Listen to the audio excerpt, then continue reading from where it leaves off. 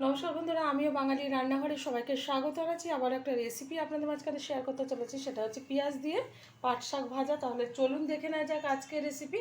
ওভেনে একটা কড়াই বসিয়ে তাতে কিছুটা তেল ছিল, মানে আমি এখানে মাছটা ভেজে নিয়েছিলাম, সেই তেলে আজকে পাট শাকটা রান্না করব। আর যে কোনো জিনিসই মাছ ভাজার তেলে রান্না করলে টেস্টফুল হয়। তো এখন দিয়ে দিচ্ছি কুচিয়ে রাখা পেঁয়াজ। এখানে আপনারা রসুন একটু ব্যবহার করতে পারেন ভালো ফ্লেভার আসার জন্য।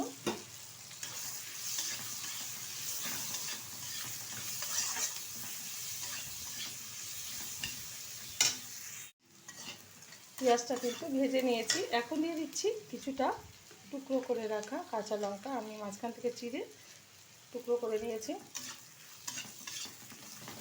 দিয়ে দিচ্ছি পরিমাণ মতো লবণ। দিয়ে দেবো ধুয়ে রাখা পাট শাক।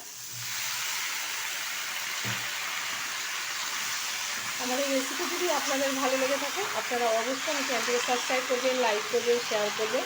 আর এরকমভাবে একবার পাট শাক ভাজা করে খেয়ে দেবেন, আশা করি গরম ভাতের সাথে খুব ভালো লাগবে।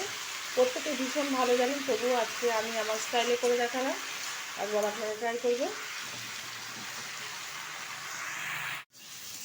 পাট শাকটা কিন্তু ভাজা হয়ে গেছে। এখন আমি নামিয়ে ঢেলে দেবো একটা পাত্রে, আর গরম গরম ভাতের সাথে সার্ভ করবো। দেখা হবে পরের ভিডিওতে নতুন কোনো রেসিপি নিয়ে। ধন্যবাদ।